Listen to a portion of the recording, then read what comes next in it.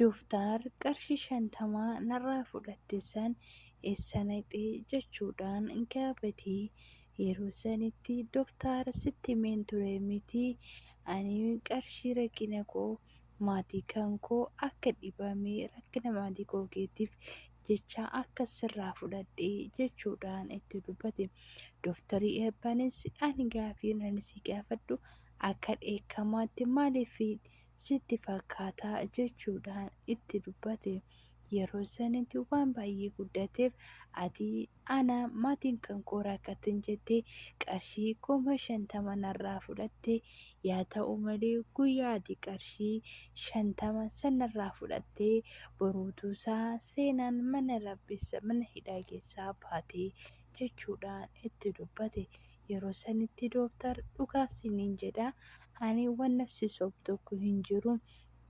Wannan sobne keessa qabu hin jiru jechuudhaan itti dubbate. Dooftaris ati akka tarka keessa hin qabne garuu immoo waan ati nan beekotteef ana guddaa na shakkisiiste jechuudhaan itti dubbate. Yeroo sanitti giiftii dooftar dhugaa siin jedha ani waan tokko wanta hin beeku hin jiru giiftii na gaafannaanan isheedhaaf osoo hin jedhee si gaafadhe waan ati naa kennuu hin dandeenyeef qarshicha sirraa fudhee ani giiftiifan kenne dhugaa ginoo dooftar wannan keessa beeku hin jiru hoona amanuu batte iji tiyya yaa ijaamtu jechuudhaan itti dubbate. Dooftaris kakoorraa fi ani sin amanaa kana si gaafadheef waan harka kee keessa hin jirreefi jechuudhaan gaafate. Yeroo sanitti dooftaris isii waan tokkoyyuu hin shakkine abaarsa ofitti fidin jechuudhaan itti dubbata. Wantichis akka ati beektuufi malee akka ati kennitee fi giiftiin seenaa ati himtee seenaan natti himtee jirti jechuudha. Ati kan kana gooteef garmummaadhaaf malee badiidhaaf akka hin taane ati natti mu'isuun kan kee garuu guddaa na aalsee jechuudhaan itti dubbate. Yeroo sanitti dooftar dhugaa siin jedha ani wanta hin beekne tokko hin jiru. Dooftaris ani kana hin jedhu giiftiin jaalallee keetii miti jaalallee lamaan koo akkan beekutti waan tokkoyyuu akka isaan waliin oskineedha garuu simooyyuu maaf akkasii oskite ana gaafii guddaa natti tama garuu wanta ati hin beekne si malee jaalalaan wayis hiriyaa baay'ee ishiin amantu qabdi jechuudhaan gaafata. Yeroo sanitti innis garmalee waan gadde hafeef baay'ee gadda keessa jaajee dubbiin kun akkami jechuudhaan yaada keessa bade.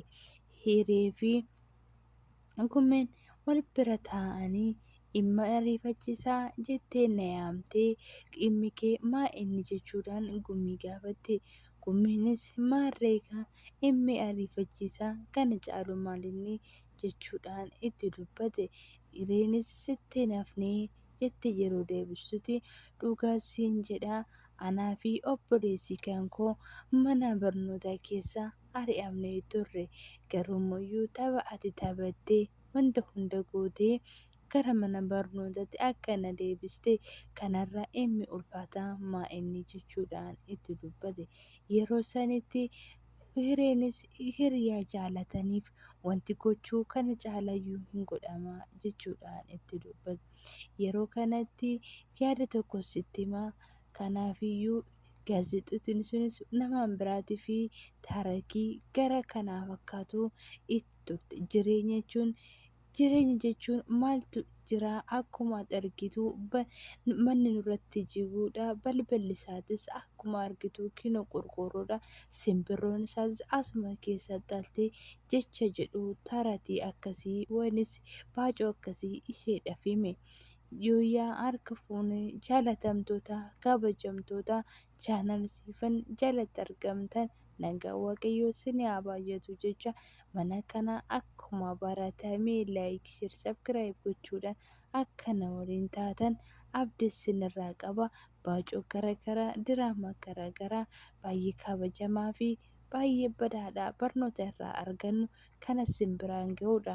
Isin mana kanaa laayik sheer sabskiraayib goonaan baay'ee barnoota irraa argattu. Hireenis yaada inni kenneef irratti hordoftee yaada baay'ee garagaraadha. Yaadni namaatis wanta namaa goonuu fi yeroo yaadnee wanta haatu hunduu salphaa ta'uudha jechuudhaan itti dubbate. Gumeenis yeroo sanitti jaalala hireetiin waan qabameef hiree dhungachuudhaaf itti yeroo jedhutti hireenis achi jalaa butamte waa'ee mana barnootaa yaada itti geessite. Isheenis barsiisaa Biqilaan sinan qora jedhee ture yaa'ee barnooticha itti qophooftanii jechuudhaan dubbate. Gumeenis eeyyanii qophoofnee jirraa guyyaa lama nu hafee barnoonni shaggaadha jechuudhaan itti yaa ta'u malee yeroo sanitti hiree fi giiftiin yeroo darbee yeroo isheen itti dubbiste osoo jaalalli ishii waliin teessu yoomii waliin oduma teessee jirtu bilbila ishii naasofte. Yoomiinis gaafatamee waan Dooktarii Hirphaan jedheefis wanta hireen deebii deebisteef gaafii itti gobbate. Innis akkamitti wabii kanaaf 50,000 narraa fuute wabiinis 50,000 alaa wanna hin jirreef jechuudhaan yoomiin yaada keessa galee itti dubbate. Hiree fi gumeenis barnootichi akkamitti sii deemaa jiru jechuudhaan itti dubbata. Yeroo sanitti eeyyanii gaariidha jechuudhaan itti dubbate. Gumeenis wanta siin jechuudhaan itti siif galee jira jechuudhaan itti dubbata. Gumeenis ani isa waliin hoosin argee inaaffaan baay'eetu natti dhagayama. Isaan lamaanuu sin lamaan keessan wal biratti argamaa hin barbaadu jechuudhaan itti dubbate. Hireenis tasgabbaa'ee assaayimanticha galchuudhaaf kanaafiyyuu baay'ee of miitaa aarri kan kee yeroo kanaaf waan miidhamtuuf jechuudhaan itti dubbata. Yeroo kanatti gumeenis gammeen si wajjin taa'ee qo'annaadhaaf baay'ee gammadaadha. Kanaafiyyuu yeroo kanatti ani wanta tokko naaf galaan jiru isaaf ta'uu mata jechuudhaan itti dubbata. Yeroo kanatti gumeenis namni kamiyyuu koo yeroo kanatti hoo nama irraa fagaatee wanti hunduyyuu namaa gala. Mee quba kee tokkichaa ija keetitti akeekii jechuudhaan itti agarsiise. Yeroo kanatti hireenis quba ishee gara ija isheetti akeektee amma akka homtuu irraa hin fagaanne itti hime. Yeroo sanatti gumeenis agartee namni kamiyyuu hoo irraa fagaattee wanti hundumtuu hin galaafi garuummoo nama waliin hin jirtu tokkoyyuu dafee nama sanii ati hangam akka taatee hin galuufi jechuudhaan itti dubbatte. Yeroo sanitti gumeen yeroo kana jedhee dubbatu hireenis ati garuu beekumsaa fi barnootaan nama carraaqedha. Garuu ati wantoota akkanaa kana eessaa fiddaa jechuudhaan itti dubbate. Gumeenis yeroo kamiyyuu yaada fi namni jaalalaa walii qaban gara saniin akka hin taane itti beeka. Seenaanis gumeedhaan qarshii kana eessaa fiddee na baasuu dandeessee jechuudhaan itti dubbatte. Yeroo sanitti giiftiinis maa itti tootaa kam qarshii kana beekee kan na kenne huniidha. Kanaafiyyuu yaa bakka fideefis fiduu kanaafiyyuu itti galchii ba'uu kan keedha jechuudhaan itti dubbate. Yeroo kanatti giiftiinis maal ta'aatii akka nani yaada keessan gallee hoo barbaaddee maaf natti hin himne jechuudhaan seenaan giiftii gaafatte. Giiftiinis tolee sitti haa toluu kan qarshii kana fide yoomidha jechuudhaan itti dubbate. Yeroo kanatti Dooftarii Eebbanii koo yoomii kan jedhamu gurbasantu si kaffalee naan jedhee ture jechuudhaan itti dubbata. Giiftiin garmalee waan gadditeef akkamitti maal jettee seenaa jechuudhaan itti dubbata. Seenaanis Dooktar Eebbaan yoomii kan jedhamu qarshii 50,000 akka irraa fudhatee natti himtee jirta. Kanammaa yoomiin godhuu jettee giiftiin takka yeroo dubbattutti yeroo sanitti seenan ati dhiira hin beektu wanna hin beekne keessatti seenini eegana sharra xaxuu eega keessa hin jiraanne Dooktar Eebbaan akkamitti kuma qarshii 50 kaasee isheedhaaf kenna ati wanta dhiira hin beekneef sim jedhii jechuudhaan itti dubbate.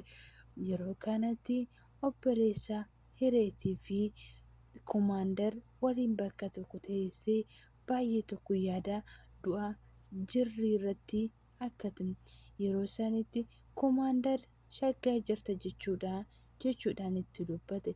Yeroo kanatti ati kumaandarittiinis garuu jecha kanaas si shakkuu kootiif guddaa tokko naaf gadhiifama siin jedha. Nama akkanaa of biraa dhiisee nama akkanaa yaa shakkuun koo baay'ee natti dhagahama. Qajeelfamni kan kee mooyyuu garaa qulqullummaa qabaachuu kee kas sin agarsiisa.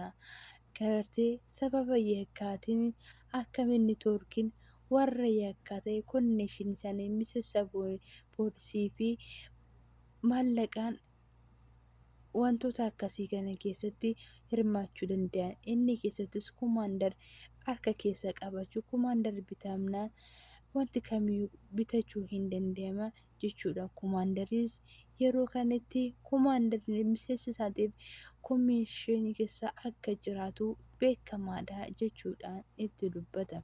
Yeroo sanatti ija ishee keessa ilaala kumaandarri qorannaa dhimma kanatti deebi'uun kee baay'ee natti tolee jira jechuudhaan kumaandaris maaliif jettaa itti dubbatte. Yeroo sanatti ani hin beeku baay'ee si jaaladhe yeroo gabaabaa keessatti si baree garuu jechuudhaan itti dubbate. Kumaandaris dhugaa dubbachuudhaaf anis guyyaa tokko ija koo keessaa baddee hin beektu jechuudhaan itti dubbate. Yeroo sanitti ani gonkumaayyuu sin argadha jedhee tokkollee hin beekne jechuudhaan odoo ati daftee deebi'uu turta ta'ee garuu faayinaaliin isaa dhukkuba koo maali miti jechuudhaan itti dubbate. Yaa ta'u malee Dooktar Eebbaan ana inni immoo natti makmaakee wayinis mana yaalaatti hidhee baastamoo mana hidhaatti deemtee fidda jechuudhaan quuqa baay'ee natti fakkaate jechuudha. Dooktar Eebbaanis eessarraa sii ba'uu laata isa kam sitti hime isa kam si dhiisu jechuudhaan seenaatti dubbate. Hireetti dubbate. Hireenis qo'ee ana kana natti hima oduu seenan akkamitti beekan si caalaa of si jaalatu si caalaa si amanu ati isarratti dhiibbaa deemta jechuudhaan itti dubbate. Yeroo sanitti Dooktar Eebbaanis garmalee koflee anis kan natti fakkaatu kan na dhibus isuma kana jechuudhaan itti dubbate. Yeroo daa'ummaa keenyaa kan marree inni anaa olitti ani isaa gadetti wannan ofii kooti barbaaduu fi ofii isaatii fudhatee kan kana na godhe jechuudhaan itti dubbate.